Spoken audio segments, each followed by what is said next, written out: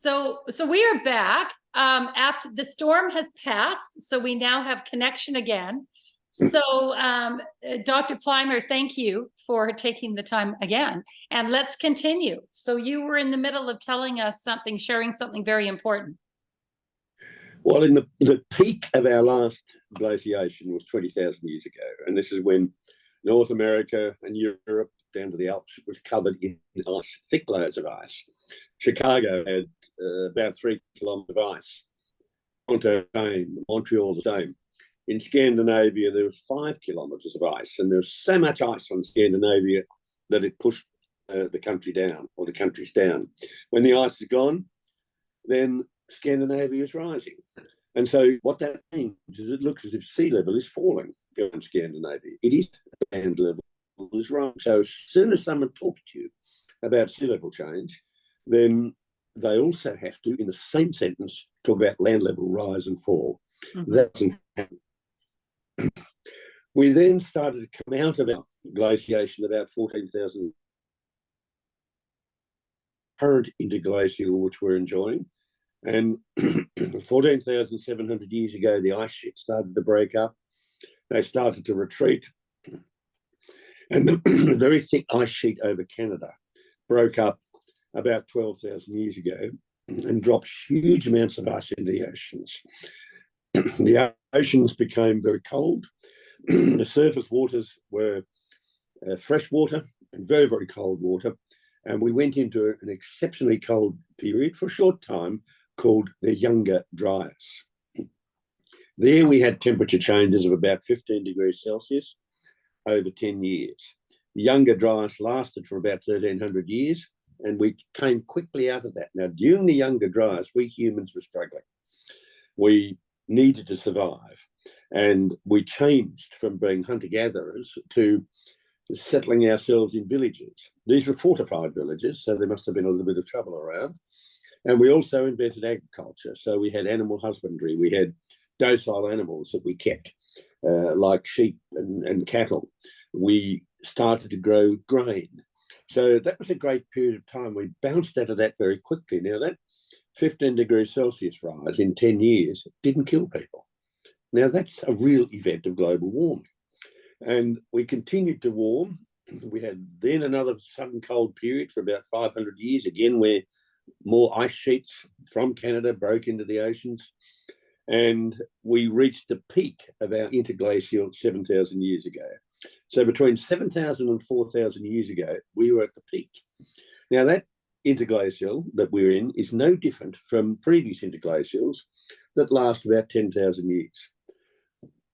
We have come to the end of the current interglacial. We have been cooling down for the last 4,000 years. And during that cooling, we've actually seen spikes of warming and spikes of cooling. Spikes of warming like the Minoan warming, the Roman warming, and the medieval warming. And spikes of cooling like the Dark Ages and the Little Ice Age. So that is climate driven by orbital methods. Now, climate driven by orbital mechanisms is probably the main driver of climate at present because it puts us closer and further to the sun.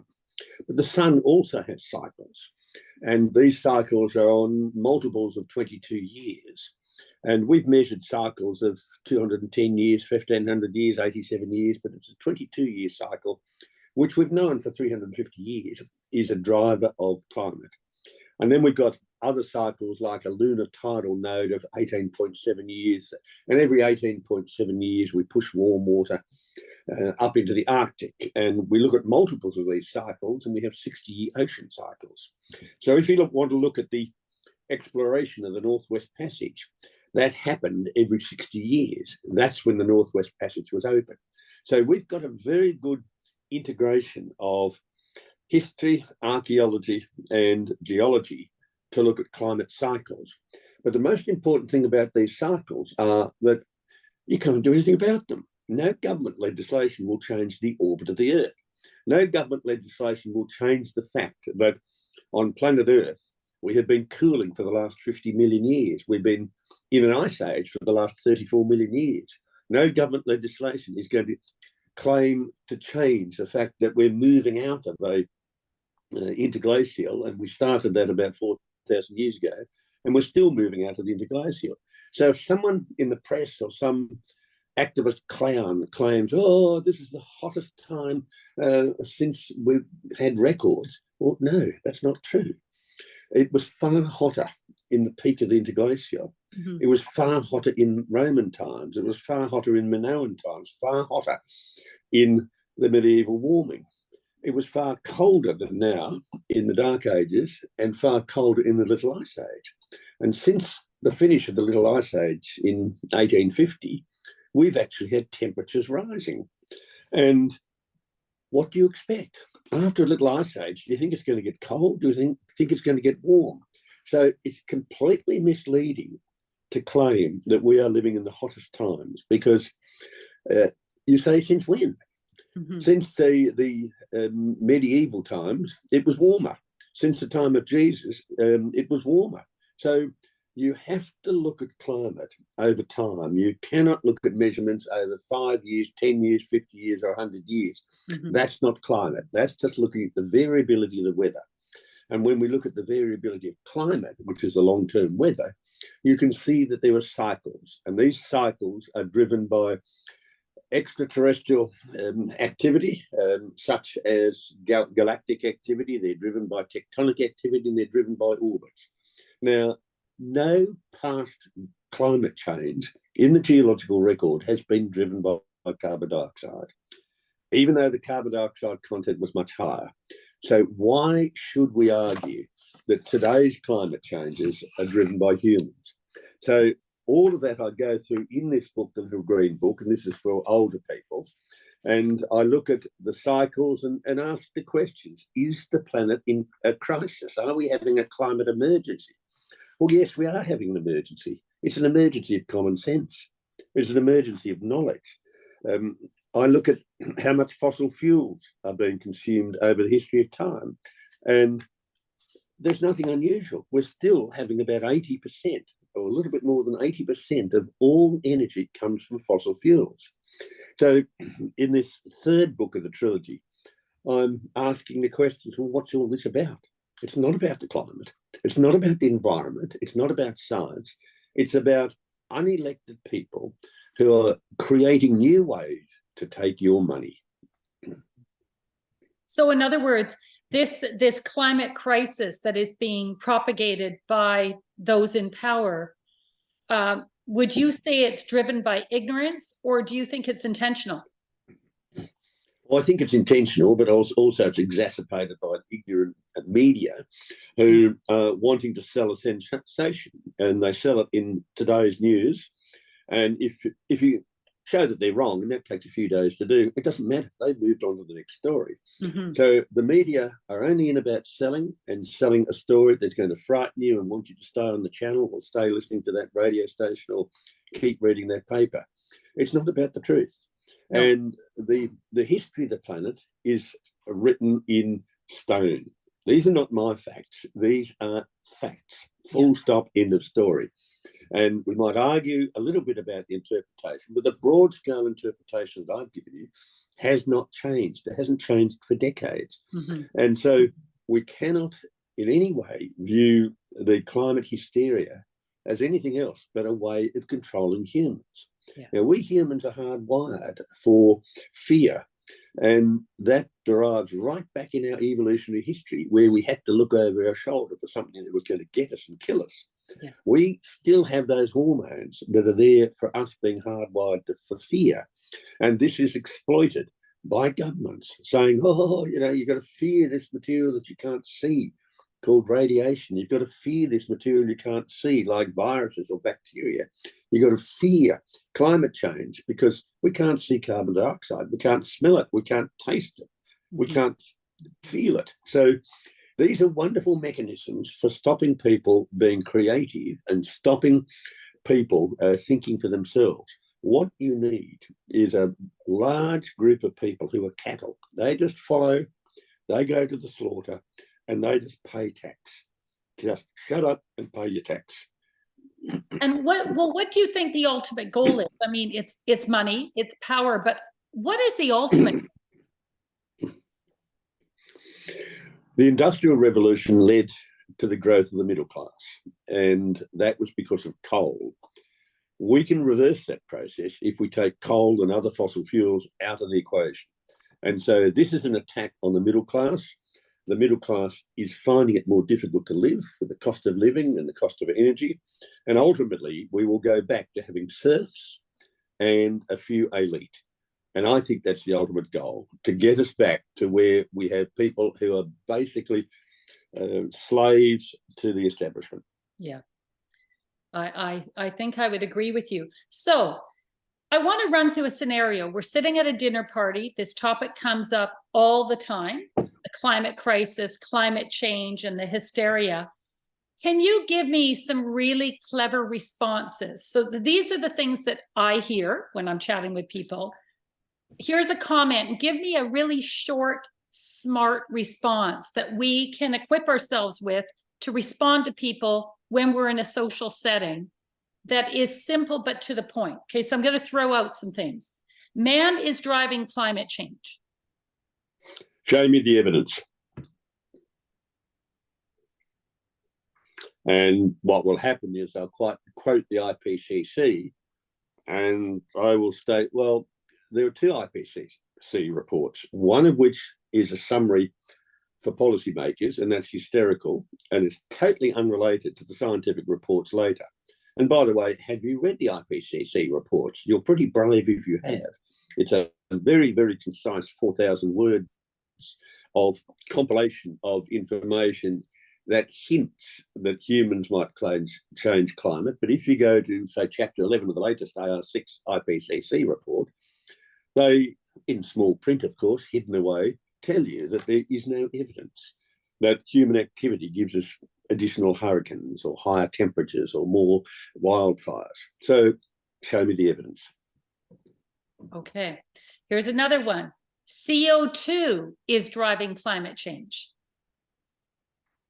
Again, I would say, show me the evidence, because I have been asking that question now for more than 20 years of scientists, journalists, activists, and politicians. Can you please give me half a dozen scientific papers that demonstrate that human emissions of carbon dioxide drive global warming? Now, I've received abuse and obfuscation. I've never received those half dozen scientific papers. But let's say, well, let perish the thought. What happens if I'm wrong? What happens if carbon dioxide emitted from humans does drive climate change?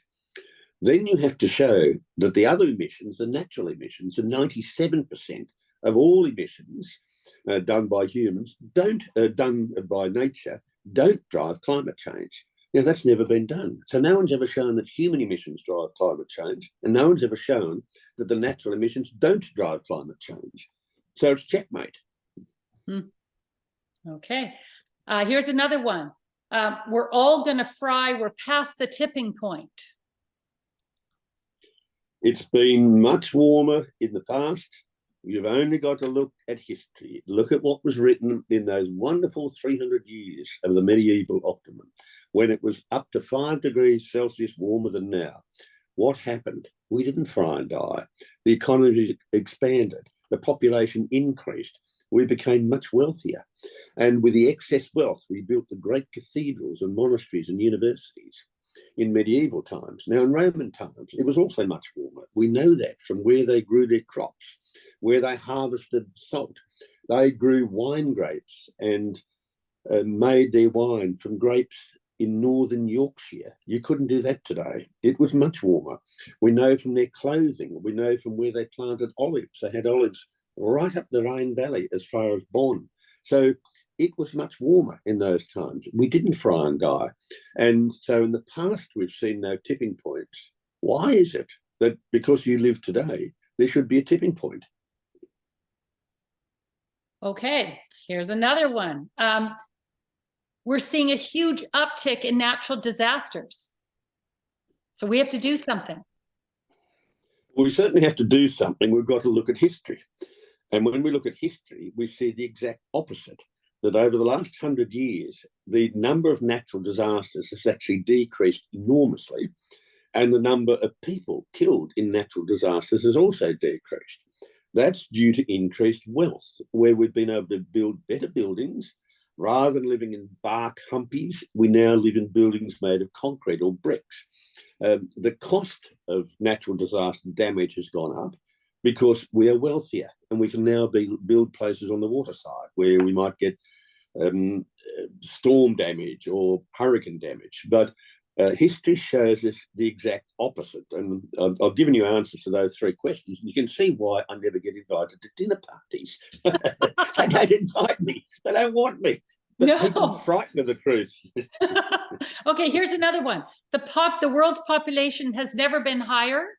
We need to be proactive. My answer to that is, what is your preferred method of genocide? And are you going to shuffle off first? And if you do, I promise to follow you. That is correct. The world population has never been higher, but we've, over the last 100 years, been able to feed more people with more calories. There's less disease and more longevity. We're living in the very best times ever to be a human on planet Earth.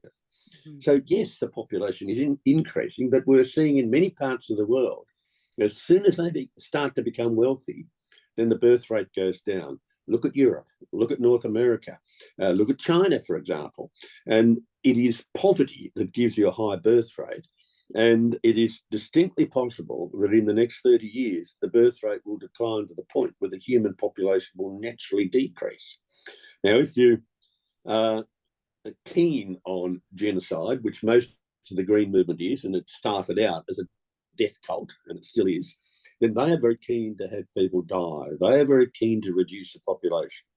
And if they were people of principle and believe what they said, they should go now.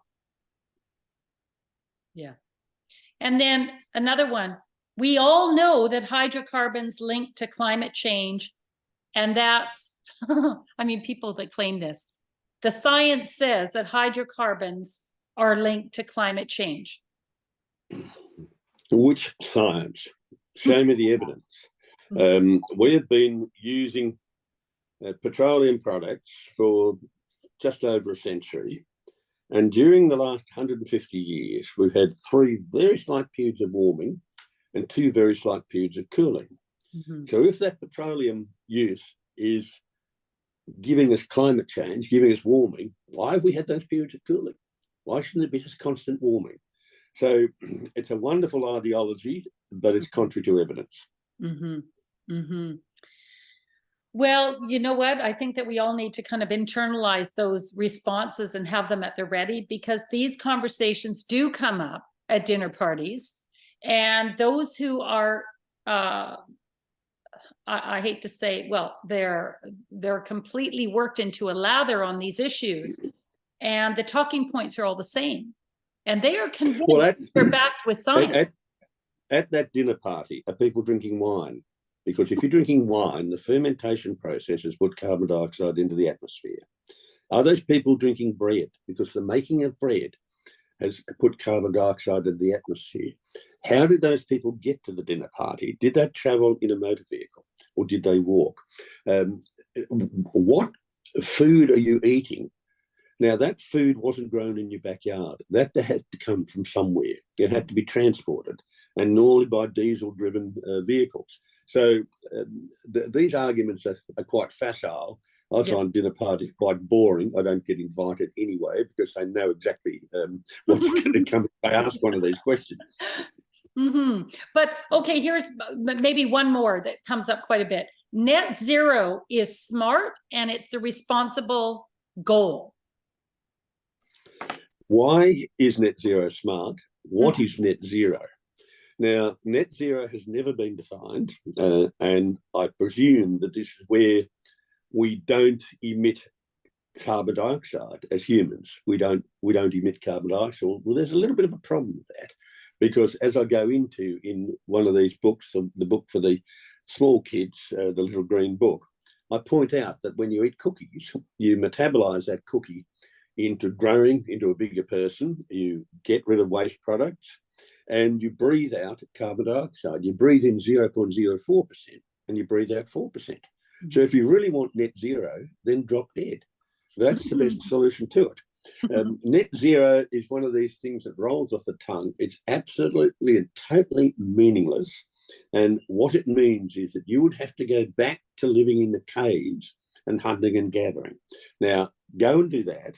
And after your third week of hunting and gathering and unsuccessfully getting anything to eat because the snow is 6 feet deep, come and talk to me. That's what net zero means. It is a mechanism of destroying capitalism. Wonderful words, they mean nothing. Yeah. Well, I love these responses. Thank you for those. And I think we almost need to have our Coles notes at the ready, because it's the same talking points that come up again and again. And unfortunately, these people really feel that they've got their finger on the science and the pulse of what's really going on. But well, tell me the science of making a knife and fork. Now, the science of making a knife and fork means that you have to mine iron ore. You then have to use coal to reduce that to iron metal. You have to mine chromium. You have to then convert the chromium aluminium oxide into chromium metal, which then you add to the iron. You then have to mine nickel. You have to convert that nickel into nickel metal. You've got to alloy it to make stainless steel. Now, this stainless steel is a wonderful thing to use because previous cutlery and spoons, etc., they were porous. They were made of wood or they were made of shell. And inside that, there were bacteria. So one of the greatest inventions that we humans have had is stainless steel. And that stainless steel stopped us getting poisoned while we're eating. So if you're so passionate about not using fossil fuels, you'd better not use cutlery. Go back and use your fingers. Go back and use bone. Go back and use wood. So the crockery that you've got at your dinner party, you have to mine the clays and then you have to bake those clays. And that mining involves a lot of energy. The baking of that involves a lot of energy. The glazing involves a lot of minerals and energy. So you cannot escape the fact that we are in a society where we use a lot of energy. Now, if you want to be at a dinner party and step off the planet, do it. But you're absolutely ignorant and hypocritical if you're eating food, using cutlery and using crockery and claiming that you want to save the planet. You can't have it both ways. So what is the biggest hypocrisy that you see with these globalists? I've got a few that make my blood boil, but what is the hypocrisy that you witness that really sends your blood pressure through the roof? Oh, politicians claiming that they're going to save us. Now, what are they going to save us from? And in many ways, they're saving us from the disaster that they've created. So I find that is the greatest hypocrisy. I think ignorance is rife. I think we've had a 60-year dumbing down of our education system in the Western countries. That started, I think, with the student riots in Paris in 1968. And since then, we've had a dumbing down of the education system. So people don't know where their food comes from, where their fibre comes from, where their metals come from, where their fuel comes from. They just don't know the basics of the supply chain. They don't know the basics of technology, and they don't know how food is created, because most people now live in cities. Mm-hmm. Very few people live in rural areas, and these rural areas have become much more efficient. So instead of a large ranch having a village that is servicing the workforce for the ranch, it's all done by machinery now. So in our world, we have people who are very ignorant, and they get their information, and I haven't used the word knowledge, but they get their information off a screen. Now, that's not the way to get information. The way to actually gain knowledge is to read, to learn, to do experiments, to get outside, to have some experience and get older. And you will find that people's politics changes once they have a mortgage and once they have children. Once they get a bit older, have experienced life and have experienced sleazy politicians destroying their nations, then they get a little bit cynical. Mm-hmm. And then it's the time where it's very hard to persuade these older people that humans drive climate change. You find this is a phenomenon of younger people in the West. I work a lot in the third world as a geologist. They're not concerned about climate change. They're concerned about food. They're concerned about whether their children can get an education. They don't care. It's just not on the agenda. Yeah. It's a disease of the rich. Yeah. Yeah, it's an obsession of the rich. So let's switch gears a little bit. Because you're a geologist, I think you're a perfect person to kind of address this. Let's talk about different forms of energy. And in your mind, what is the preferred form of energy? What's your favorite out of all everything that's available? There is no preferred form of energy because it very much depends upon your geography and your geology. In some parts of the world where you have mountains and heavy rainfall, hydro is a wonderful source of energy. Now, you have that in Quebec, you have it in the northern part of the Andes, say in Ecuador, they have massive hydro schemes. In Norway, for example, and that is the best energy for that particular region. In other parts of the world, such as in the central US, parts of Western Canada, you have a lot of coal. This is good quality coal. We have the same in Australia. Indonesia has the same. South Africa and Botswana have the same. This is top quality coal. This is coal that's not only used for making steam to drive turbines to generate electricity, but it's also coal that's used to take the oxygen out of iron ore to make steel. So in some geographic and geological terrains, coal is the best form of energy. And in other areas, like very isolated desert areas where you might have a telephone box or you might have railway signals, solar and wind are clearly the best ones because you don't need a huge amount of grunt. You just need power for very short periods of time, and you can store it in a battery for when it's needed overnight. In other periods, in other parts of the world, you might be blessed with gas. Now, gas has got a great advantage, like hydro. You can suddenly turn it on, and so that can handle peak load power, whereas coal basically is for base load power. And nuclear, well, nuclear depends upon a number of parameters. Firstly, the security of the country that the nuclear devices are in. And you in Canada have a big successful nuclear industry based out of Hamilton, Ontario. Wonderful new research work there, wonderful new generators that are being developed there.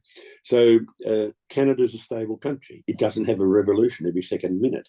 But I wouldn't be happy having nuclear power stations in a country that might have political problems or be bankrupt, such as Venezuela or Colombia. So nuclear has to be in a stable part of the world politically. It has to be in a stable part of the world geologically. You don't want it in a part of the world where you're going to have massive volcanic eruptions, massive land movements due to earthquakes.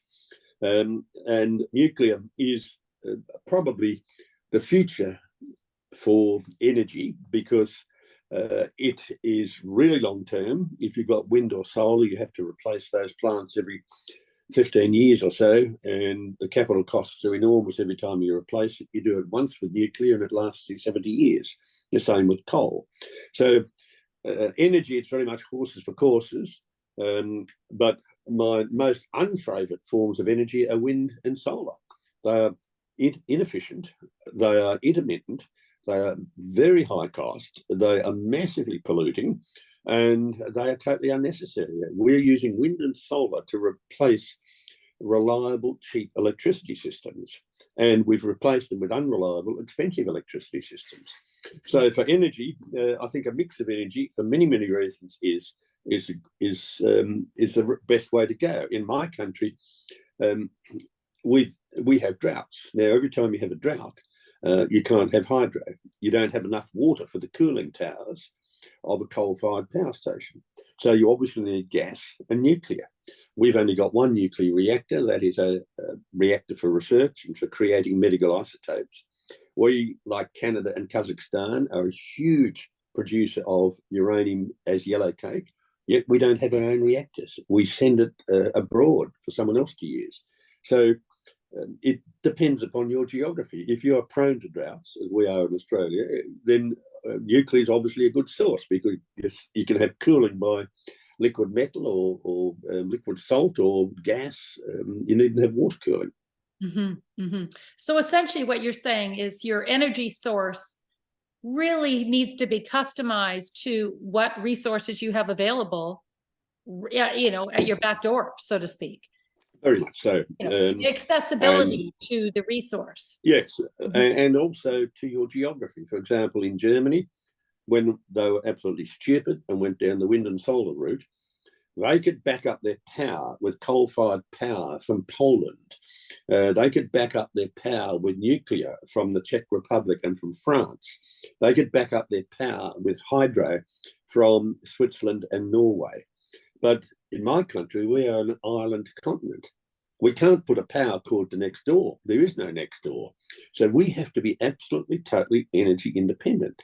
And in Australia, we have an excess of uranium, thousands of years of coal, thousands of years of gas. We need to be energy independent because we cannot rely on neighbours if we have a catastrophe, if we have a drought, if we have floods, if something happens. Germany now has woken up to the fact that they need to be energy independent, and they are dismantling wind turbines, and underneath the wind turbines, they're putting in coal mines. They've woken up, but it was a very, very hard lesson.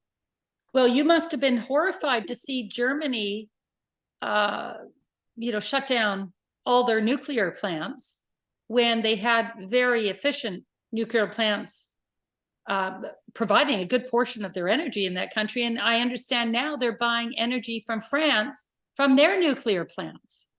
Which they are, but Germany is now resurrecting its nuclear plants. Germany was quite a significant nuclear nation, and because they had cheap energy, they had a great manufacturing industry, and a lot of the world's motor vehicles came out of Germany. Mercedes-Benz, BMW, Audi, etc., and Volkswagen. And these vehicles were able to be built because of high precision and cheap energy. Now they haven't got the cheap energy, and now these companies are moving out of Germany. Now that's just a tragedy. Big companies like Siemens are moving out of Germany because the energy costs are so high. So Germany did have a good mix. But solar doesn't work in Germany. You've only got to get half an inch of snow on a solar panel and it doesn't work. Yeah. And Germany found that out many, many times. They found that they had wind droughts. Sometimes these wind droughts can go for 10 days. So they have no wind energy. So Germany had a very strong greed movement that pushed them into highly expensive, uneconomic, unreliable energy. And even the Greens have woken up. The Greens have woken up in Scandinavia. They've woken up in Germany saying, no, we have to have nuclear. We have to have some coal. We cannot have an advanced society exist on sea breezes and sunbeams. So here Germany decommissioned their nuclear plants. And now I hear the argument is it takes us a long time to get them back in operation. Is that true, or is that propaganda? It does take time, but it's not a long time. What time? How much time? A couple of years. They didn't completely destroy their nuclear reactors. They decommissioned them, but always in the back of their mind that they might have to use them. In my country, we decommissioned some coal-fired power stations, and we didn't just turn them off and leave them there. We actually bulldozed them flat and used explosives to get rid of everything. So Germany has not been as stupid as we have been. They always hedged their bets. Okay, tell me, coal gets a bad rap. And we're always talking about how China is using coal as one of their primary energy sources. Tell me, why does coal have such a bad rap, and does it deserve that reputation?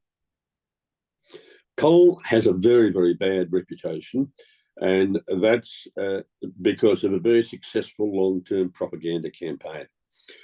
Coal has brought people from peasantry into the middle class. It's doing the same in China. China's building 2 coal-fired power stations every week.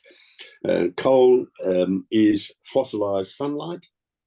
Coal, when you burn it, puts carbon dioxide back into the atmosphere where it came from.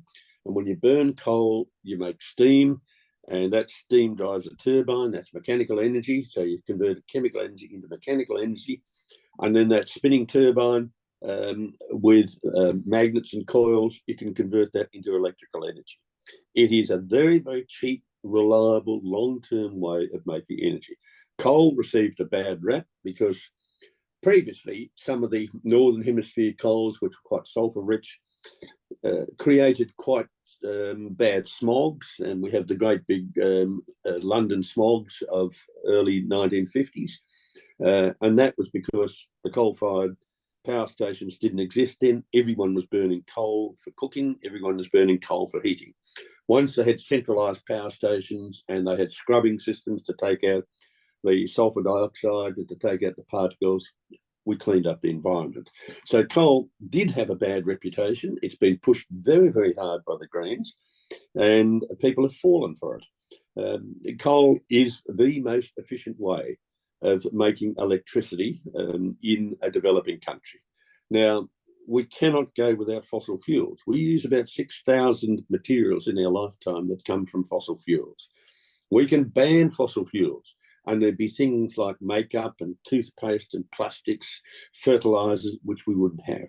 And the pillar of society are things like steel, cement or concrete, fertilizers and plastics. And in the modern world, we need energy and fossil fuels to give us those. Otherwise, we go back 300 or 400 years. So it's been a successful propaganda campaign. The one thing that isn't mentioned in this propaganda campaign are the number of fatalities per kilowatt hour that you get from generating electricity from coal compared with generating electricity from nuclear or wind or solar. You have more fatalities per unit power from coal than you do from any other source. The minimum fatalities, the lowest on the list, is actually nuclear.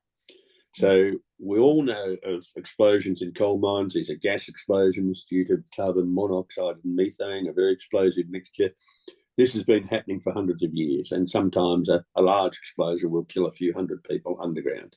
So that, to me, as someone who goes underground a lot, that, to me, is one of the problems with coal. Now, much of the coal is now produced from open pit mines, so you don't have that problem. Interesting. Now, natural gas, there's a huge push in Canada to get natural gas out of our homes and get us all on electric. And on new homes being built, they're passing legislation in Canada saying no more natural gas, which is, comment on that. Shocking. What would you say to that? I would say do a tour of all the restaurants and cafes. None of them use electric cooking to create a meal for their customers. They all use gas for a very, very good reason. And gas has some great uses. And for the home, you need multiple sources of energy. For example, if the electricity supply goes down, you still have gas and you can cook a meal. If the gas supply goes down, you still have electricity and you can cook a meal. You need backup. So gas is a very, very efficient way of creating heat. Added to that gas, some smelly gases like methyl mercaptan. This makes the methane burn with a coloured flame. And if there's a gas leak, you can smell it. It's a rotten cabbage smell. We've been using gas for a long period of time. It's a very, very efficient way of transferring energy, and per unit weight, gas is a wonderful way to go. So I think that's just propaganda again. It's unrelated to the reality and the convenience. And I don't see why, where we've spent hundreds of years struggling to become comfortable, where we should all give it away on a matter of ideology. Mm-hmm. Well, in Canada, we have the infrastructure for gas. We've got fabulous natural gas supply. We have it in Canada, but the government is anti-natural gas and anti-oil, all of this. So they're pushing us onto the electric grid. Well, they're pushing you onto a grid which is more unreliable. Much more. And the second thing is that's in many ways the fault of the citizens, because a good politician is a frightened politician. If you have a politician frightened that he's going to lose his job or her job because they are supporting ridiculous policy, they will change. Mm-hmm. And the composite of all these politicians gives you the government. So it's a matter of creating as much or more political pressure than the Greens have done. Mm-hmm. The Greens' arguments are lacking in logic. It's better to use an argument on logic and just use constant pressure. Keep your politicians frightened. I do it all the time. I'm on first name basis with my local members, and they're frightened every time they see me. Yet I'm the political seat I'm in here is a conservative seat, yet they're frightened of me. So you stay in your local politician's face and remind them about what your thoughts are on these issues. Oh, very much so. Yeah. And you are up for pre-selection, and we have an election coming up soon. and you may or may not retain your job, even though you're in a safe seat. So just use a bit of common sense. And by the way, don't listen to your advisors. Listen to the people that you affect, and that is your electorate. But you have to be active. The activists have won because they're out there. They've got so much time. They often don't have any work to do. They've got so much time. They can be out there making noise and pushing and pushing. We actually have to devote time, and it's basically taking family time, to make sure that we can guarantee that our family has a future. We have to push our politicians. We have to write to them. We have to talk to them. We have to go to meetings where they are and ask them questions. Keep their feet to the fire. Well, I think that's a very important point that you're making, that the other side that is pushing this narrative, they're very coordinated, they're well-funded, they're organized, and they're active. And the masses, the mass majority of us don't have the time or the inclination to get involved politically or to have our voice heard. So we're quite complacent. And I think this is part of the problem. I think it is too. I think you've got to become active. We need to get active. Can you comment on electric cars and lithium batteries and that whole industry? What's your thought on it? In the last week, I drove 750 kilometres from Adelaide to Melbourne, and I did it non-stop.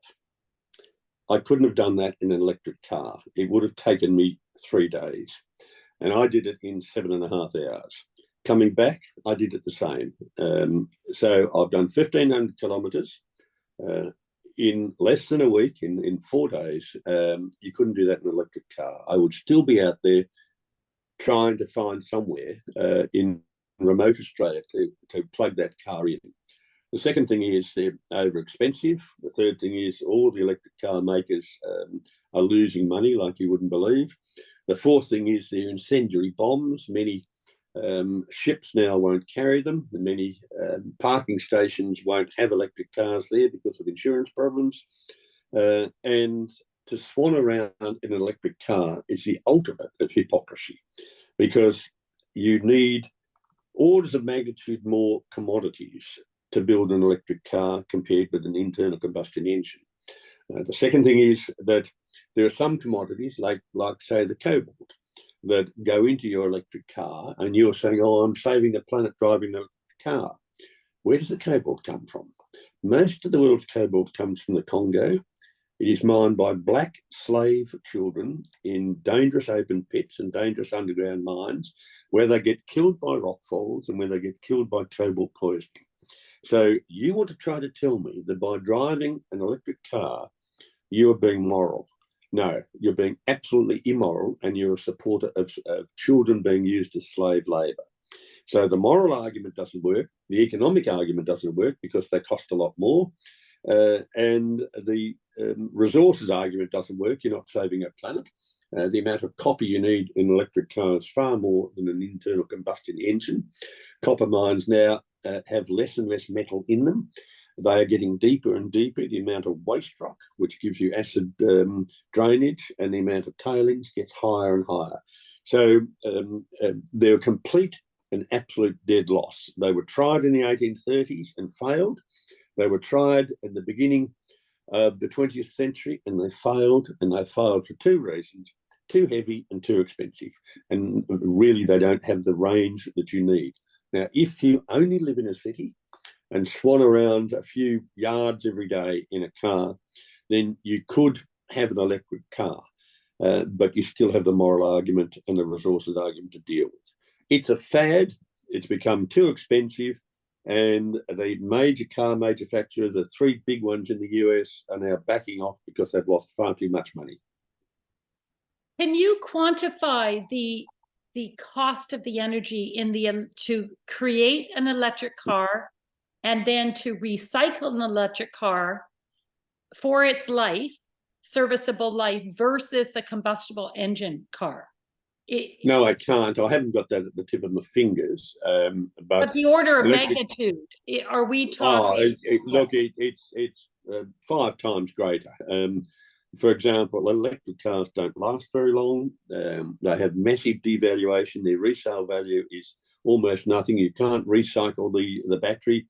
So they don't last very long. I have, as one of my cars, I've got a car that I use to scare myself in, and this is a 1965 rally car. It was factory built Volvo 122S. Now, this is a cult car.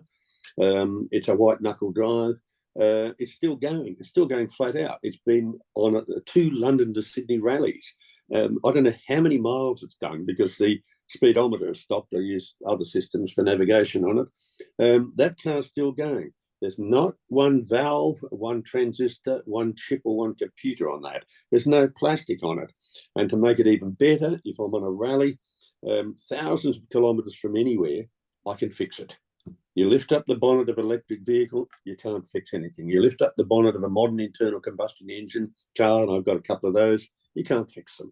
So we have been developing the internal combustion engine for a long time. And a T-model Ford, you recognise as a car, the same as you recognise a Rolls-Royce as a car.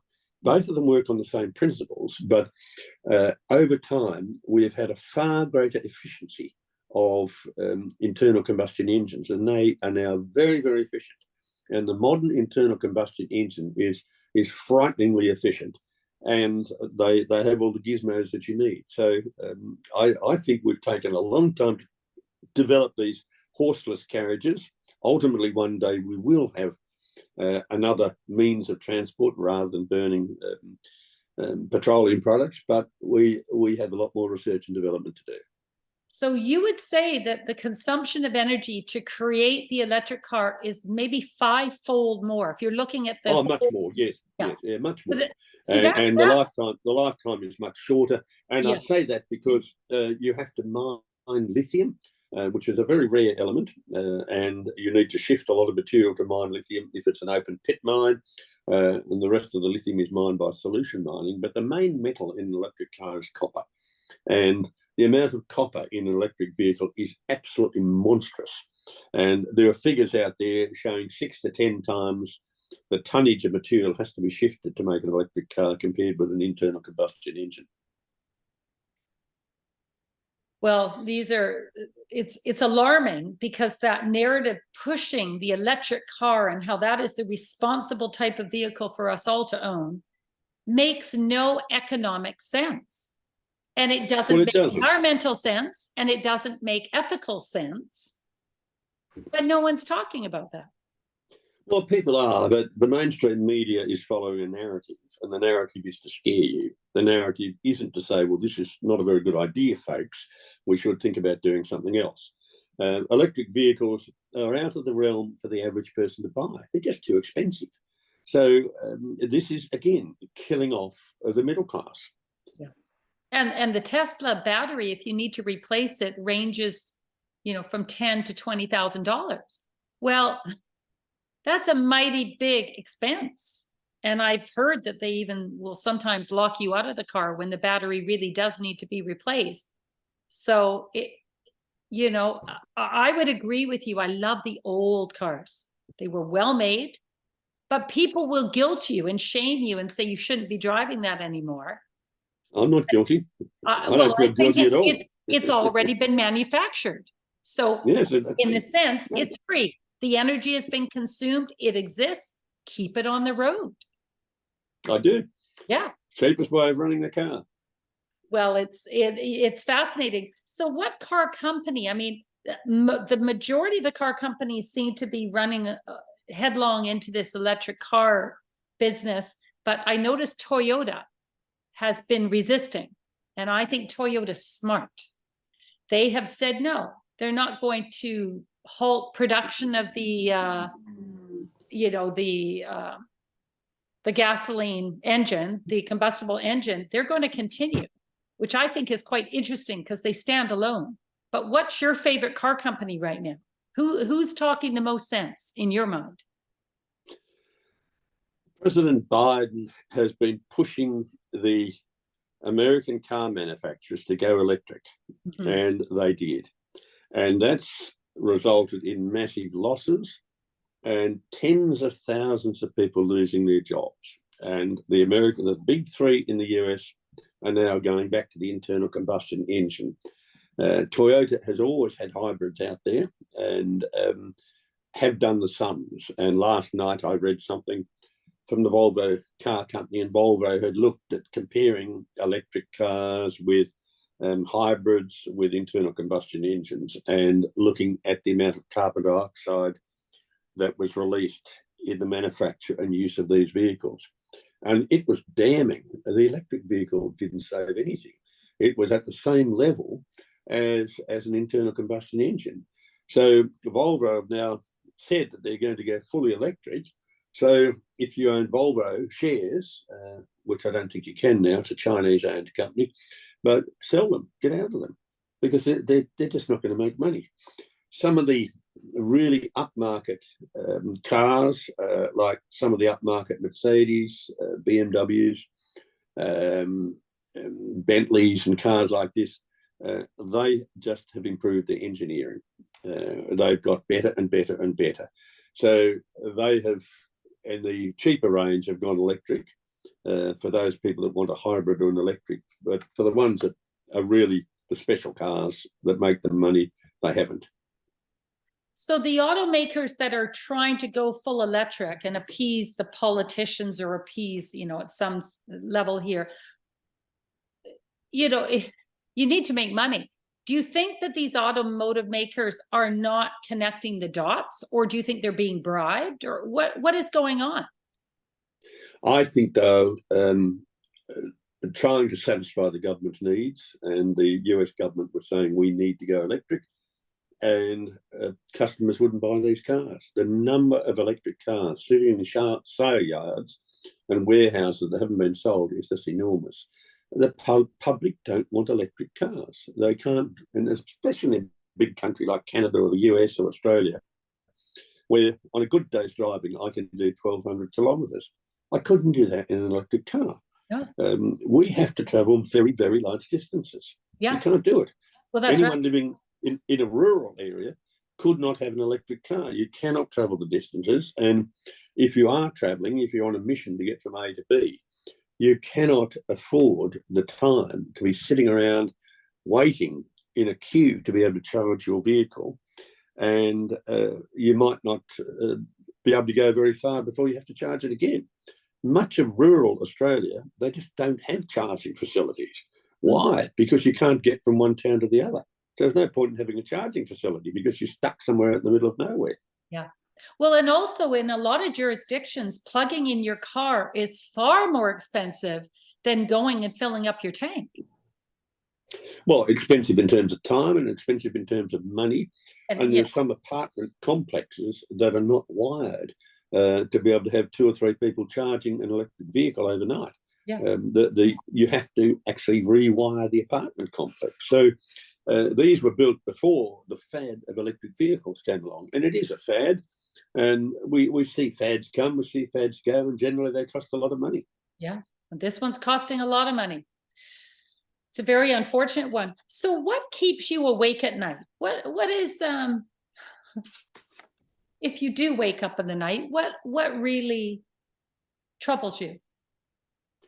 Well, I sleep incredibly well. What troubles me is that my grandchildren in Canada and my grandchild in Australia, what future are they going to have? I'm troubled that they might not be able to have the quality and standard of living that I have had. They might not be able to afford a house. They might not be able to afford to see the world as I have. And that concerns me. That's my principal concern, is the next generations. How are they going to survive when we are being crippled by stupidity, which is giving us crippling debt? This concerns me. Yeah. And so when you spend time with your family in Quebec, what's the message, or what's the mindset of your family in Quebec? Are they quite aware of what's going on, or have they been indoctrinated by the propaganda in our country? Because it's pretty intense. Well, my son started life as a lefty, and when he ended up with a mortgage, a Canadian wife, and 3 children, he has changed. That's called reality, and I'm very happy for that to happen. The kids get taught all sorts of odd things. unrelated to reality. They are 7, 9 and 13 years old. And my concerns are that they're not being taught the fundamentals, that they're not being taught the fundamentals of language, they're not being taught the fundamentals of logic, of history, of science, especially of how their body works, how plants work, how plants use carbon dioxide. So that's my concern. We try to stop the kids having their childhood destroyed by eco-anxiety. The youngest one came home from school not so long ago and proudly announced that there should be far less travel in the car. We shouldn't be using the car at all. So his father, my son, said, fine, get your hockey bag and we're going to walk to hockey. It's only 5 kilometres away. and then the reality struck the little one. That's a very smart dad. I love that. Yeah. And in many ways, this is why I wrote that trilogy of books, the Little Green Books, because I was thinking about my grandchildren. And I was thinking, well, they need to not suffer eco-anxiety. They need to know the history. They need to know a little bit of science. And they need to know a little bit of logic. And this trilogy of books was basically written for grandparents and for parents, because schools won't use it. School libraries won't use it unless it's donated to the library. Teachers won't use it. I know that they're on a mission, and it's not the mission that I'm on. But I want my grandkids to have a good life, and that good life is not only being able to afford to buy a house, but that good life is making sure that you're not whistling in the dark and fearful of things you can't see, and suffering from eco-anxiety. Yeah, which is very prevalent right now because the indoctrination is intense here. With the young, they're coming after the kids quite aggressively in the schools. Oh, yes. And so when you speak with your grandchildren, I mean, you've got that marvelous, the Little Green Book for ankle biters or for the teens. But what is the messaging that you keep saying to your grandchildren if you're sitting over breakfast with them? What's the message, the biggest message that you keep delivering to them? It's about history. The numbers that you use in geology are just too big. When you're talking about 1 billion years, that's beyond the ken of most people, let alone children. So talking about history, they might know a little bit about Roman history or the history over the last 2,000 years.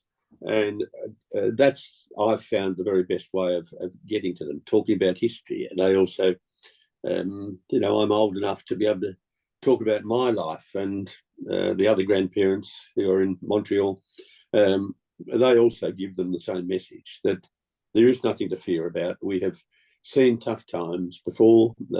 We've lived through tough economic times. The climate has always been changing a little bit. There's nothing really to worry about. Yeah, but and unfortunately, children tend to trust their teachers.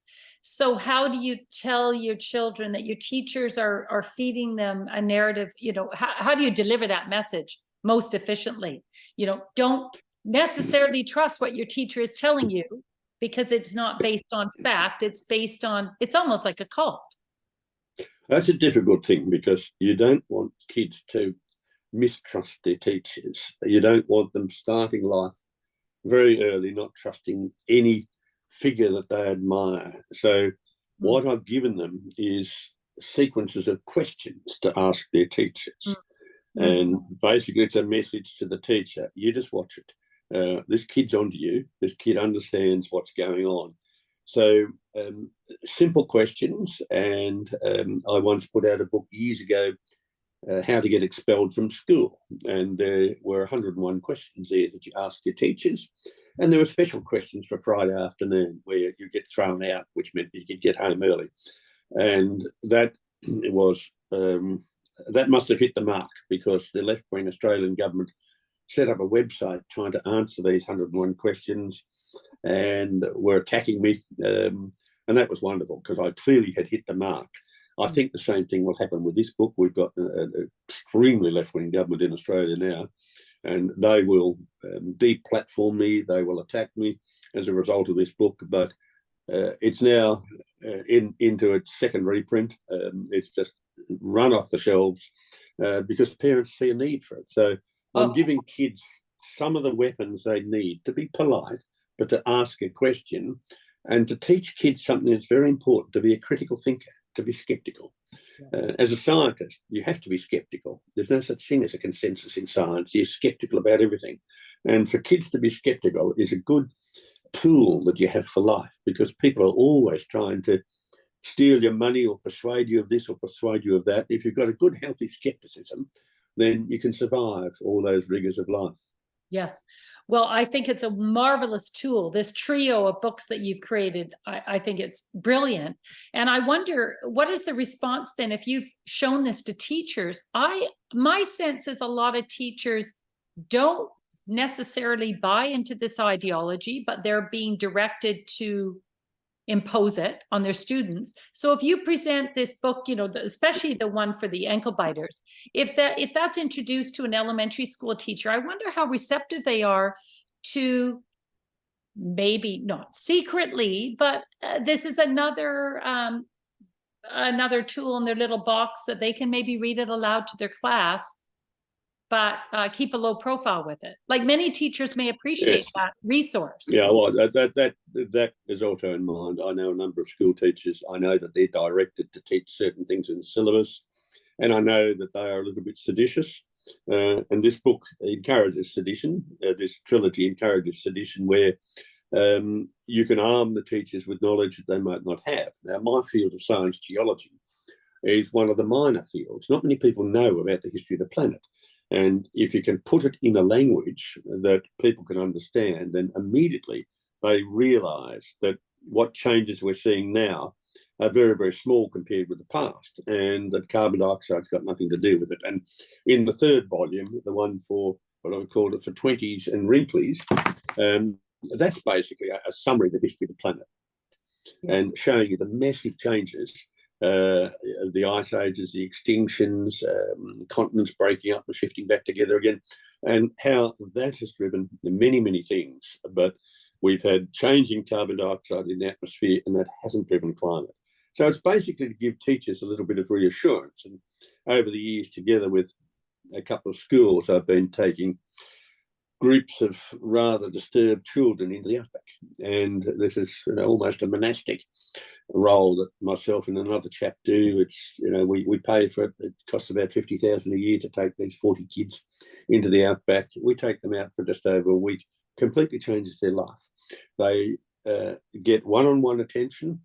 They don't get told anything. They get guidance to how to work out things, and they work out the history of the planet. They work out what they might want to do in life. And most of these kids are kids that come from the wrong side of the tracks. And one of the great pleasures in my life was at the University of Adelaide in about 2009. I ran across two kids on the campus, and they said, well, as a result of running that field trip, we have decided to come to university. We are the first people in our family who've ever been to university. So you see these little wins here and there, and all you can do is just keep, like a cancer, just keep eating away and hoping you're going to be successful. Yeah. So I work on teachers. I work on school kids. There's only 28 hours in the day for me. It's very, very hard because I'm also in full-time employment. It's also very hard to put the time into it, but I do. And I spend virtually every night and every weekend on these sort of matters, because once you get to a certain age and, you know, you're comfortable enough in life, you don't want anything. All you want to do is to give back. Yeah. And you are most certainly doing that. I have to tell you, I was watching Attenborough's latest series, Planet Earth, or one of the most recent ones. And I was sitting with my children, and I was so frustrated by the narrative, because he is pushing this fear, you know, that, oh, you know, the polar bears are dying, which we have a Canadian scientist who's the expert on that. Yes. She says that this is absolutely 100% categorically false, but you'll hear that stated as a fact, and it's 100% a lie. So have you ever had the luxury of meeting him, or what do you say to Attenborough? Because he's got a lot of clout in the. Well, he has a very large amount of clout because he is the voice. He did start life getting excited about the wonders and beauty of nature. Mhm. And now the script has changed where he's frightening us and it's all our fault. To talk about polar bears, one of his researchers should have looked up the work of your Canadian Dr. Susan Croxford. She is a world expert on it. Yes. And look, that takes you 3 minutes to search for that information. And time again, she has shown that myth is incorrect. Yeah. And you can do it with most of the scare stories that Attenborough gives us. So wonderful photography. I watch it quite often with the sound off. Yeah. Wonderful photography, but I don't particularly want to be lectured at. No, but he is very, very aggressive in his productions now in terms of pushing that narrative. Have you ever had an opportunity to talk with him or challenge him? No, I haven't. No, I haven't. I've been at meetings where he's been there, but I've never had the opportunity to raise these matters or challenge him. And I probably wouldn't now. He's of an age where you shouldn't really stand up and fight someone of that age. So what do you think? What do you suspect motivates him? Who's pushing him to push this agenda? Well, he doesn't write the scripts. He doesn't do the research work. He is the voice. Mm-hmm. And so I think it's motivated by those in the production team who had the wonders of a dumbed down education system. Yeah, yeah. Well, it certainly is frustrating. Now, I want to let you go, but I really can't say goodbye until we talk about your battle with cancer. I've heard you talk about it before, but share with us the battle and what has worked for you, because it's a great story. Well, I was diagnosed in early 2020 purely by accident. It was 2 chance events that led to me finding out that I had a very aggressive metastatic melanoma that had come from a skin cancer, which had got into the brain and into the lungs and right through the body. And in 2020, I spent 10 months in a clinic in Melbourne, 750 kilometres away from where I live. And every day I was on infusions and on drips. Now, when I first went there, I spoke to the medicos and they spoke about chemotherapy. And they said, well, you've got a 2.3% chance of survival with chemotherapy. And I didn't think those odds were good odds. Same with radiation therapy. And they suggested I should try immunotherapy, which I did. And then they said, we're going to put you on this drug. I said, well, no, you're not. What you're going to do is you're going to give me half a dozen scientific papers on this drug, and we will discuss it tomorrow. And one of the medicos just said, well, what would you know about medicine? I said, I know nothing about medicine, but I've been working on the scientific method for longer than you've been alive, and I will look at the methodology to see whether I can find any holes in it. And there are constant holes in it. For example, they might have 73 patients with the new drug and 69 survived. Now, I use sample sets of 100,000. I don't use sample sets of 73. In my geochemical work, we have very large data sets and we still argue about them. So with 73, you might argue also. So I would look at these, all of the literature, and then they'd recommend this drug. And I'd say, well, yes, I agree to that. And I agree to this. And it took a while to get a protocol. And I take 43 drugs twice a day. But during that 10 months when I was locked up in a clinic, I thought, well, I'm not going to sit here just moaning and draining or having a vacuous look on my face. And I persuaded the clinic to convert one of their offices into a clinic for me where I could have my drips and where they could give me injections and pills and powders and potions. And so I was set up there with my computer and a couple of meters of documents as literature, printers, etc. And I wrote this book, Green Murder. And that was done in a cancer clinic. And then in 2021, stem cell tests looked okay. 2022, I thought, right, let's just check on things. And I've read a lot on how cancer feeds on sugars. And I'd had a diet which was fairly low on sugars and carbs, not very low, but fairly low. And I thought, well, I'll get back to drinking beer and I'll have bread and I'll have a few carbs and ease up on my drugs. It's hard taking so many pills a day. And my stem cell count went through the roof. And so I was able to do an experiment on myself, saying the treatment I'm on is on the right track. And so earlier this year, I went back to the same clinic. They were waiting for me. They had my office set up for me. Again, I came back with meters of documents and papers, and I was only there for 3 months, and I wrote this, the little green book. So both of this trilogy and Green Murder were as a result of me being in a cancer clinic. And that 3 months was fairly good because I've been very vigilant with diet. I've been, and I had a keto diet, and I just starved the cancer of food, and take all my pills, potions and powders. And the stem cell count that I had, the last ones were the lowest, or the biggest decrease I'd ever seen in a patient. Now, my oncologist has prostate cancer. We are both at the same level of stem cell counts. And at dinner the last weekend with him, we had a bet, and the bet is 30 pieces of silver to the next tests. Who's going to be the lower? Okay, so what protocol? I reckon I'm gonna win this, and he reckons he's gonna win it. So what protocol is he? What protocol is he going to do? Is he following traditional chemo radiation, or is he going to do something a little different as well? No, he's on immunotherapy as well. But I notice his diet, and he has more carbs than I do. So I think, oh yeah, right. And then he contaminates me because I'll have the odd glass of Pinot Noir. Well, I argue that that's fine because Pinot Noir, or red wine, has the drug resveratrol in it, and I take that as tablets. It's an anti-cancer drug. So we will see, but that comes to the some really important points for anyone who has cancer, that the battle is with drugs, but it's also up here. And you have to be very positive. You have to fight it hard, and you have to laugh. You have to live.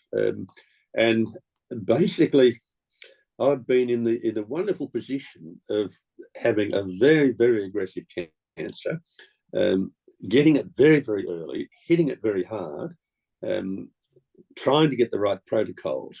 And I've been gifted another life. I've been gifted a second life. If I stopped doing everything, I would be dead in 4 months. But I've been gifted another life. So it's been a wonderful experience to go through that, because you tend to be a bit short with those who normally you'd be a bit more patient with, and you spend a bit more time with those that you want to spend time with.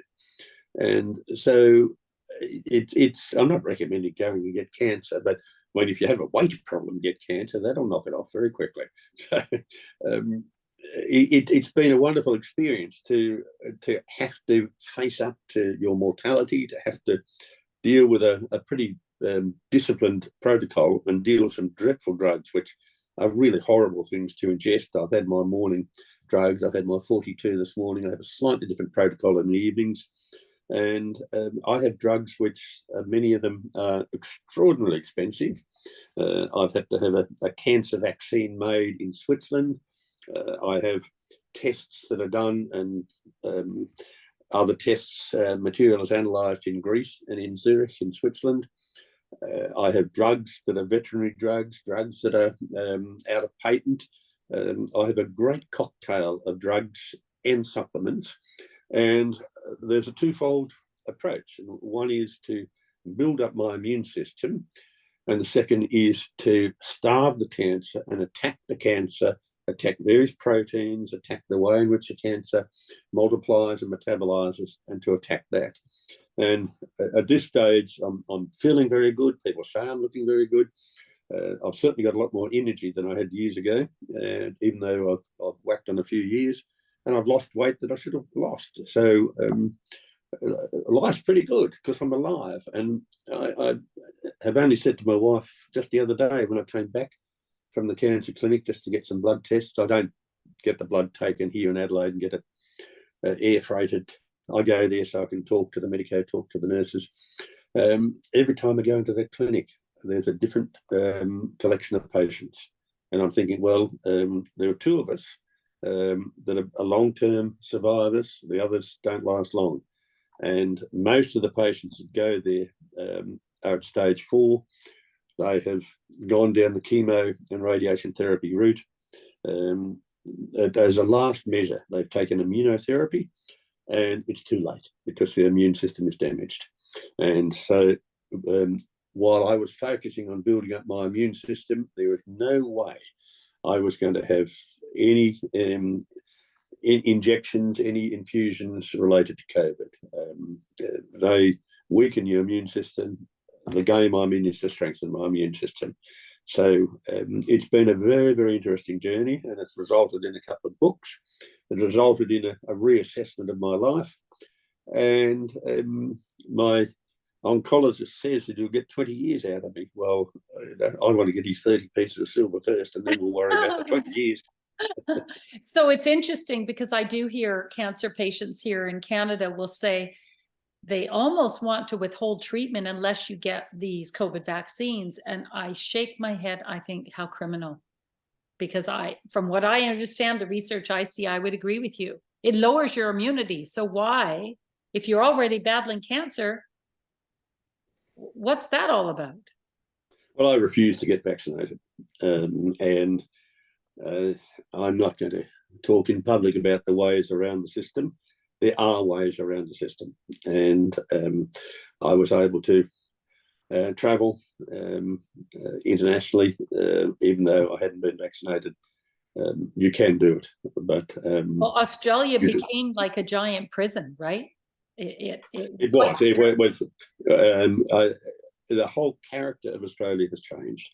We were a very generous in spirit country. We've become very mean. A lot of little people have got power.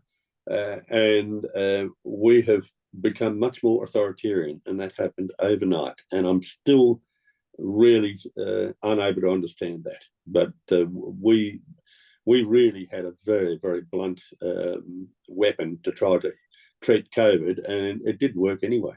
No, lockdowns, vaccine mandates, mask mandates. No, all total waste. And I feel like Canada and Australia, they utilize the same methods. It felt like we were sister countries, extremely draconian, extremely authoritative. What's your best sense of what's coming down the pipe next? I think unless we're careful, we will become much more authoritarian. We've seen that with the freezing of the truckers' bank accounts in Canada.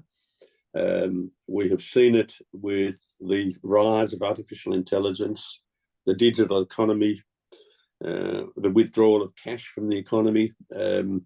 I think we are facing a period where our freedoms and democratic rights are diminished. In a democracy, our votes, we might be able to vote, but it might not count.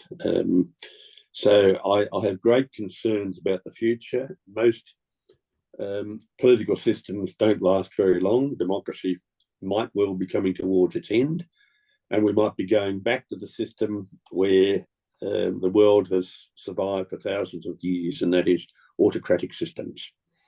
And so I very much fear that the great gains that have been made over the last 2 centuries are being lost. And they're being lost as little people get into power, and these little people are destroying the economy, destroying people's aspirations, are destroying their lives, and this is all about power gain. So I fear very much for the future. Are you seeing active censorship in your country at this point? Oh, very much so. Yes. I mean, I'm always getting cancelled. I'm getting newspapers write things about me which are blatantly untrue. Go and look up Wikipedia about me. They don't even get the birth date right. And if they don't get the birth date right, then you can't believe anything else. Now, that's common knowledge. You can easily find that birth date with a simple search, but they've got it wrong. So we're getting cancellation. We are getting the mainstream media is very partisan rather than trying to find out the facts. They've become very partisan. They've become very ideological. And the mainstream media have trivialised important material.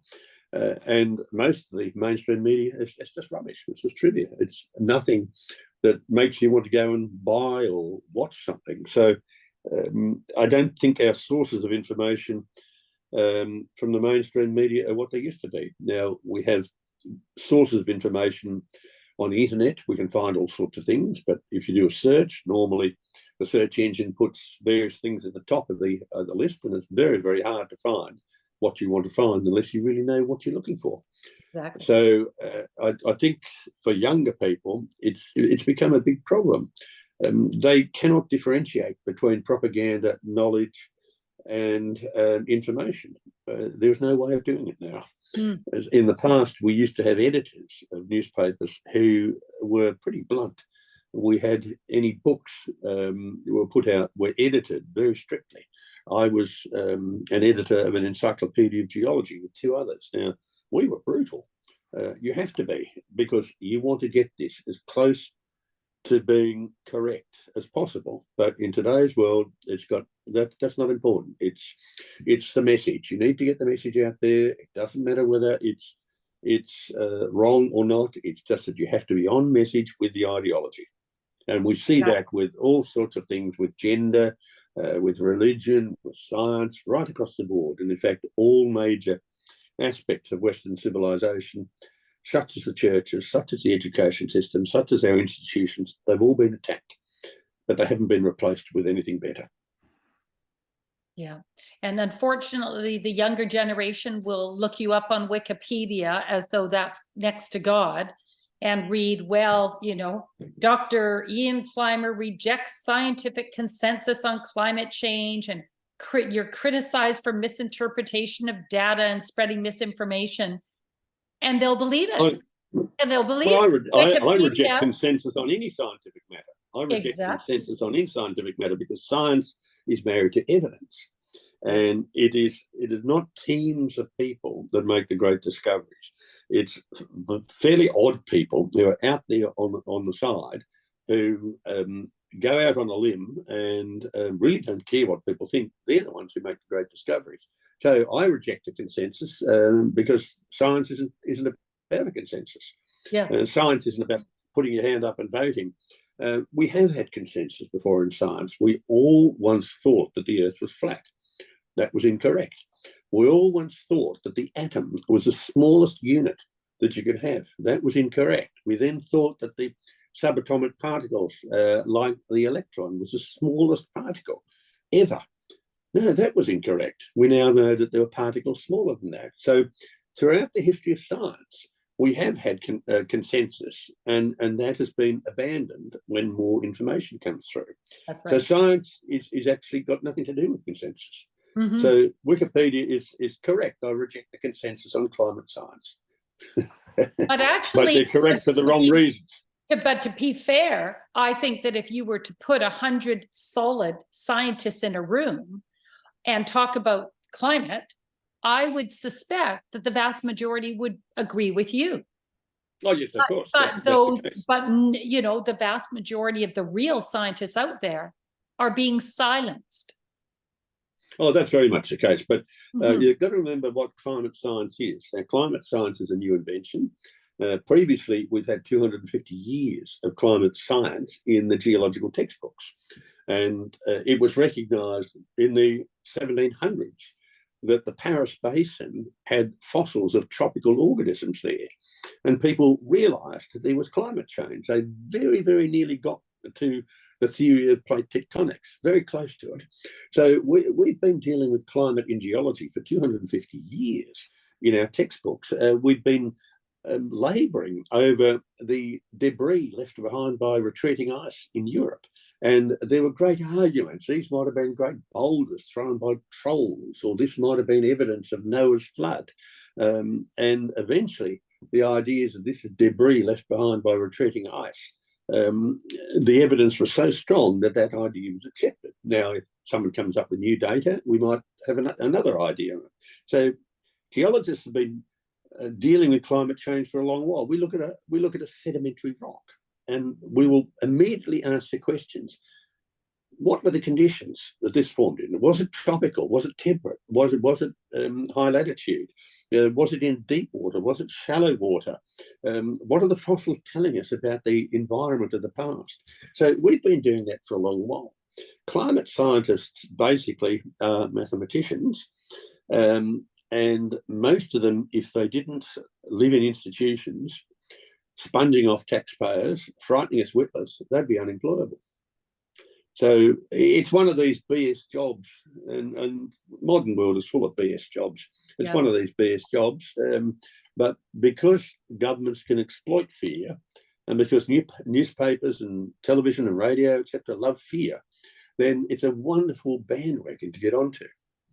But you put any solid physicists or chemists or geologists together, and they would argue that what we've been told is just total codswallop. Yeah, and I think, well, speaking about a media form in Australia that I respect so much, I love Rowan Dean. And I saw some footage of you talking about your trilogy of books on one of his programs recently. He makes me laugh, but he's smart, and he's wickedly smart and funny. So you've got that network, or it seems like his program, it's Outsiders, or I'm not quite sure what you call it, but. Yeah, well, Rowan Dean is with Sky TV. Okay. And Sky is a subscription service, except for parts of rural Australia where it goes onto one of the free-to-air networks. Now, Rowan Dean had his life as an advertising executive. He now runs a program called The Outsiders, which goes for 2 hours on Sunday morning with two others. But there's a great cast of people in Sky Australia who will air climate stories and air political stories that you will never hear anywhere else. You're quite right, he has a wicked sense of humour. He also is editor of The Spectator Australia. And so I, once a month, will have an article in The Spectator. He's a charming gentleman, a lovely sense of humour. I see a bit of Rowan at various conferences and social occasions, but you're quite right. He has a wicked sense of humour, and he has a segment on that program Outsiders called Ice Age Watch, and another segment called Lefties Losing It. And so they are basically counteracting a lot of the forces. It is a very popular program in Australia, and many of the segments from Sky, once they've been to air, you can call them up on the web. You won't see the whole program, but you'll see bits in here and bits there. And I like to do work in a studio. I don't want to do it down the line. And I know the people in Sky well. You can sit in the studio. They're very relaxed with me. I'm very relaxed with them. They don't quite know what's coming, which makes the program interesting. I also don't know what's coming. I don't prepare these things. And only once Rowan's had to push the button and kill me off. But you know, at least you have Sky TV and Rowan Dean. What portion of the Australian population is beginning to tune into him? Because he's been very few. Very few. It's a subscription service. It costs $60 a month. There are a lot of people who won't spend that sort of money, and a lot of people who can't spend that sort of money. But it also goes to a lot of rural areas in Australia. And I'm in a wonderful position where I can walk into a pub in rural Australia and people recognise my face from Sky, because it's not only with Rowan Dean. I work with Andrew Bolt on Sky and Rita Panahi and Corey Bernardi and quite a few others. I do Sky programs. They recognise me, and I don't have to put money on the bar. It makes life very good. And so I enjoy being in rural parts of any country. That's where the real people are. Although I live in the city of Adelaide, it's basically a country town with all the benefits of a city. Most of my working life I've spent out of cities. I love rural parts. These are real people, and you can't fool these people with stories on climate change. They're observers. They can see what's going on. They've listened to what their father and grandfather have told them, and they've absorbed it, and their life depends upon understanding what's happening in nature. Yeah. So that is one of the great saviours in Australia, is having Sky TV. In the morning, Sky's a little bit left. Well, who watches it in the morning? People are working. And Sky After Dark is when the seditious programs are on air, and I rather like them. We have one program on a Friday night that's the politics of America. And it's done by a New Yorker who's moved from New York to Sydney. And James Morrow gets stories out that even the US press haven't got. You'll never read about what he gets in the Australian media. And that program is such an informative program. Well, tell me again the name of that program. So I think it's called, his name is James Morrow. Okay. And I think the program, he's got a segment called Only in America, but I don't think it's called, I think it's called The Week in America. It's on a Friday night Australian time, but it would later be loaded to the Sky website. But you see guests there and stories there and hear things there that you do not read about in the mainstream literature. You will never hear some of the stories he talks about on CNN or any of the other major networks. You just wouldn't hear them. Well, while we're on that topic of media, okay, here's another dinner party comment. How could all of the media be so coordinated to deliver such lies? It's impossible. What's your response? They are in a business of having an instant sensation as a story. They sell it. As a result of it, they get paid and promoted. They move on to the next one. So they've got to have an adrenaline hit story every day. They don't care whether it's true or not. They're only concerned about themselves. So it's all self-interest. And there are two things that I've learned with my battles in climate, and that is follow the money. And the second thing is look at the self-interest. And the self-interest for a journalist is that I have to keep my name up there in neon lights. I have to get a story. I have to get a scoop. I have to keep my bosses happy that I'm getting the viewership or the readership or the listening audience. And so they don't care.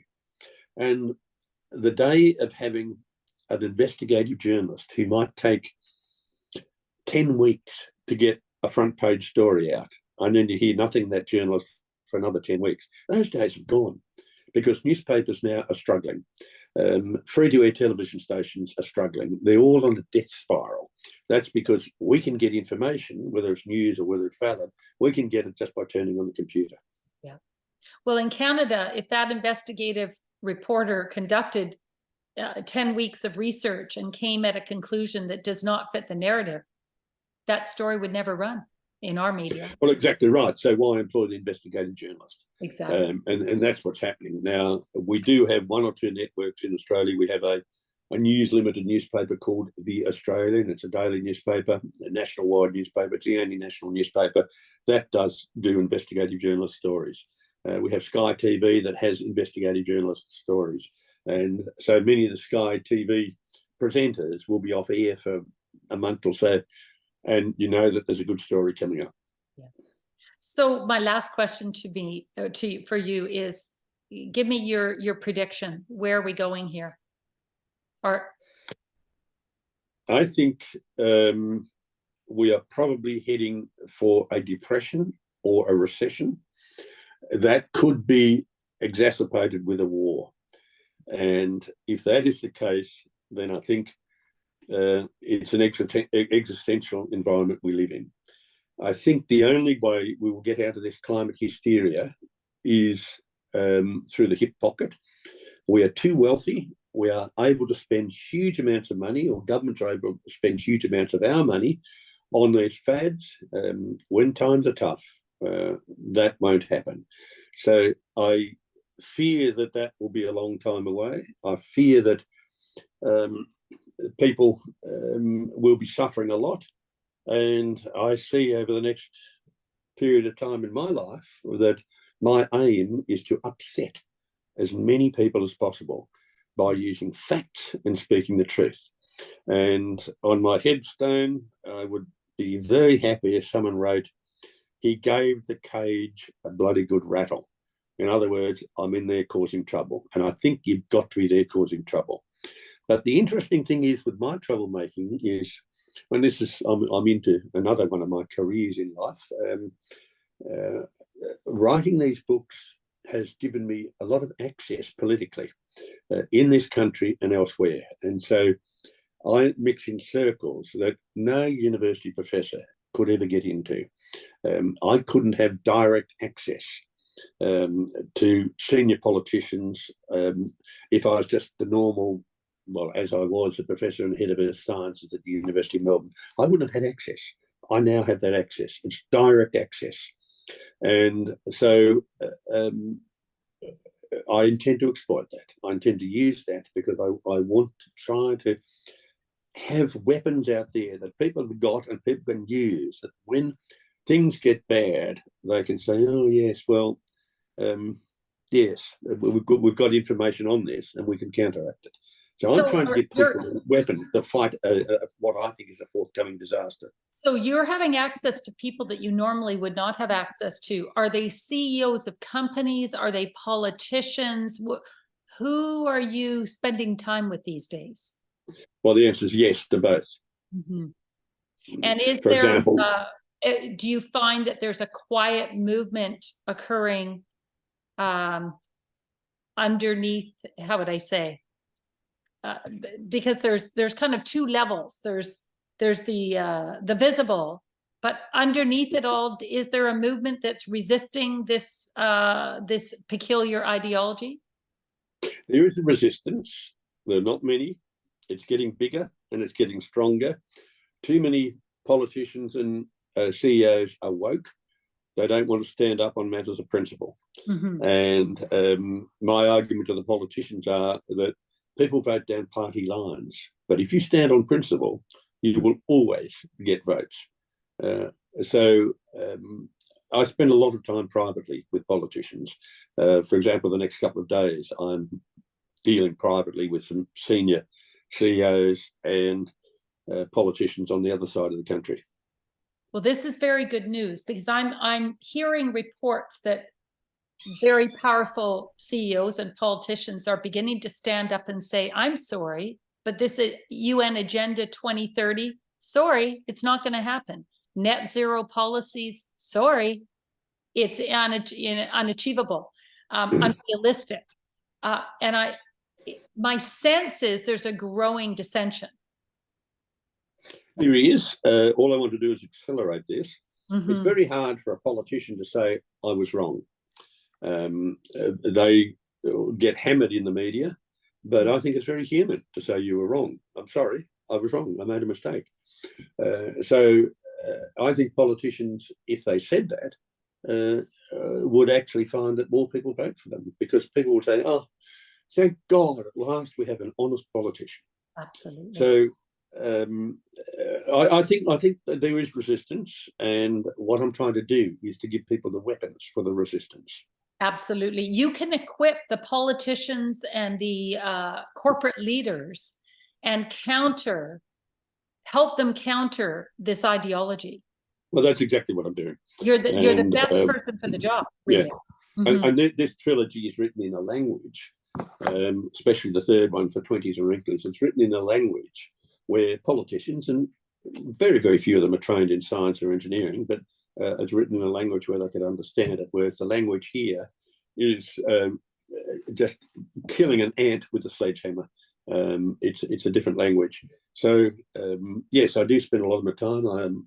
This forthcoming week, I think I've got 5 public talks to give. One in the western part of the country in Perth area and one in the Brisbane area. So that's 5 hours flight away. Yeah. But that's what I do almost every week. I spend time on my feet and I spend a lot of time privately. Well, this is very good news. Are you having any inroads with the management consulting firms like McKinsey, Boston Consulting Group? Because they are, how would I say, facilitating this ideology with their clients. Are you finding any inroads with the management consulting? No, not at all. It's a case of follow the money. They've worked out a wonderful way of having a very healthy balance sheet by helping government frighten people witless. So they have a self-interest, which is pretty hard to crack. But once governments change their mind, then they'll find they have no work. Well, that's right, because their clients are government. Yes. So those are the companies that wrote a lot of our COVID response in Canada. It was the management consulting company, Yes, the yes. Boston Consulting Group, McKinsey, you know, Follow they the know money. program. Follow the money. Follow the money. Follow the yes. money. Well, you know what? It has been such a delight to chat with you, Dr. or Professor Ian Plimer. Fascinating. You are such a warrior. You're so intelligent and engaged in this battle. And I just really hope and pray that your health stays strong. It sounds like you've got your protocol all worked out. And keep up the battle. And thank you for great work. Thank you for having me. Okay, we'll talk again. Cheers. Thank you.